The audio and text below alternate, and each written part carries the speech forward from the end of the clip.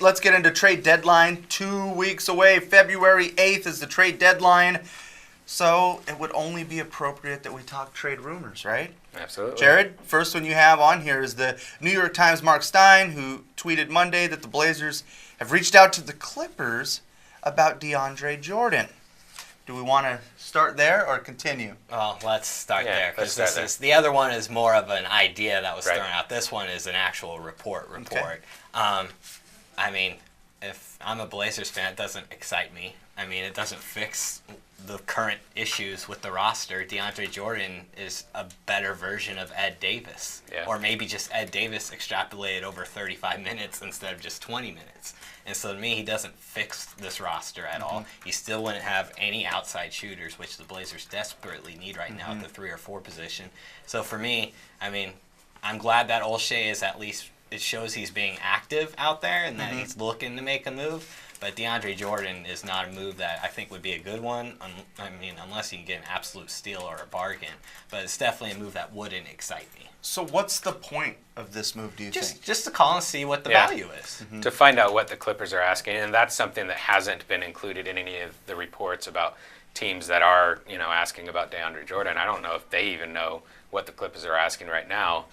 I mean, Jordan can leave after this season. Yeah. He has a player option on his contract next year. So I don't think that the Clippers are going to be able to get what they want. So I actually don't think Jordan's going anywhere, because I think the offers that come in aren't going to be what they would want to give up a player like that.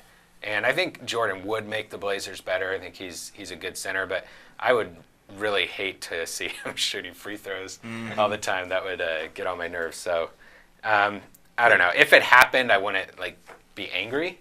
But it's not something I want to see happen. Maybe Chris Paul's holding him hostage again. He ends up in Houston somehow. There you go.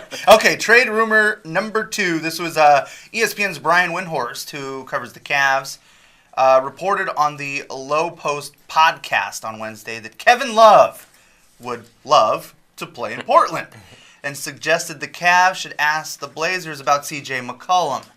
Windhorst said Love McCollum straight up wouldn't get it done for Portland, but the Cavs could sweeten the pot by taking on Myers Leonard's contract and adding a first-round pick. So the only thing here that's an actual report is that Kevin Love would love to play in Portland. Now he was saying it's a straight-up fact that Kevin Love would like to play in Portland which makes sense, right? If he had the options, absolutely. Come home. I mean, come home, and it's a competitive team, and he's been under the limelight now for a couple of years. You know, being in Portland where you're not under the limelight all the time, it's probably a little relieving for a guy like him.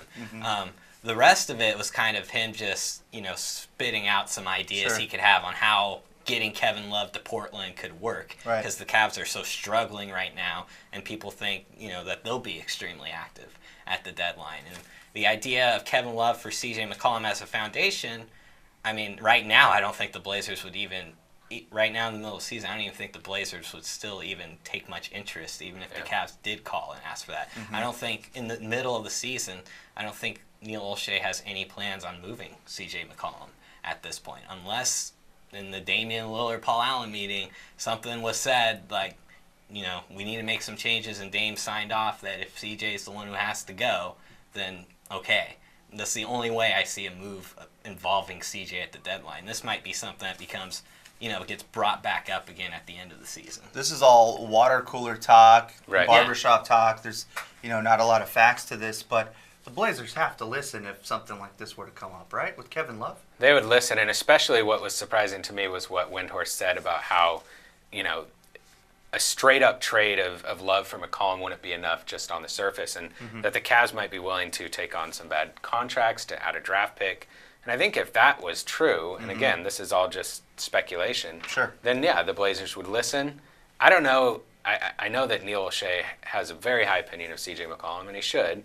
And I don't know if Damian Lillard would sign off on that as well. If Damian Lillard is having conversations with Paul Allen about the future of the franchise, my guess is a move of that magnitude, they would consult with him. Yes. And he and McCollum have played together for 5 years now. They're a great backcourt. They're really good friends. I don't know if he'd sign off on something like that.